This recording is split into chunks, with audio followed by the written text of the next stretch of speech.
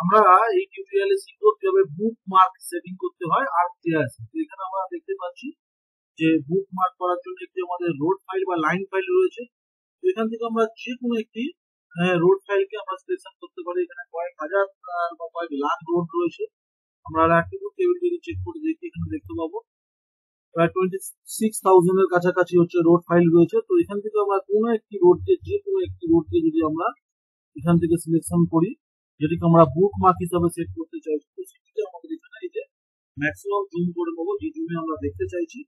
তো জুম করে নেওয়ার পরে সেটিকে আমরা সিলেকশন করি, তো সিলেকশন করলাম, করার পরে এই যে বুকমার্ক, ক্রিয়েট বুকমার্ক, এখানে গেলাম, গিয়ে আমরা বুকমার্ক নেম 1 বা এর কিছু আমরা নাম দিতে পারি, রোড 1।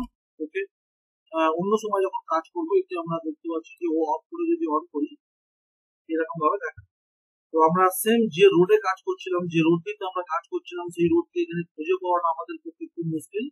তো সেই জন্য আমরা যদি বুকমার্ক সেট করে রাখি, এই যে রোড 1 দিয়ে আমাদের কাছে চলে এসেছে, এই হলো আমাদের এটি আমরা সিলেকশন করেছি রোড।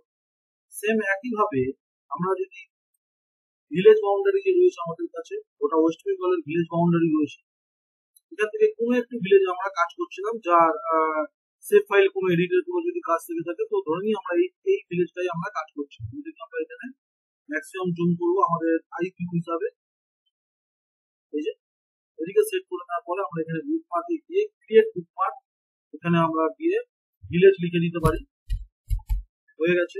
এখান থেকে আমরা ডিসিলেক্ট করবো, করার পরে এই ভিলেজটাকে একবার এখানে আমরা জুম টু লেয়ার করবো, করার পরে এই সেম ভিলেজটা আমরা এখান থেকে খুঁজে পাওয়াটা খুব কঠিন, যে ভিলেজটা এক্সাক্ট কোথায় আছে, এখানে কাজ চলছিল। তো সেই জন্য আমরা এখান থেকে বুকমার্ক সিলেকশন করে দেবো, যে ভিলেজ, এই ভিলেজ আমরা কাজ করছি। এরপর যদি আমরা ওড়াতে চাই, এখানে দেখতে পাচ্ছি যে দুটি আমাদের রয়েছে, দেখি ওড়াতে চাই আমাদের ম্যানেজ বুকমার্কে যেতে হবে। এই যে যা রয়েছে ইন্ডিভিজুয়ালি করতে পারি, রিমুভ অথবা রিমুভ অল। বুকমার্ক কি কাজে লাগে, এটি অ্যাকচুয়াল প্রফেশনাল পারপাস ইউজ করা হয়। এটি কিভাবে করতে হয়, কি কাজে লাগে সেটি আমি ফিরোজে বুঝিয়েছি।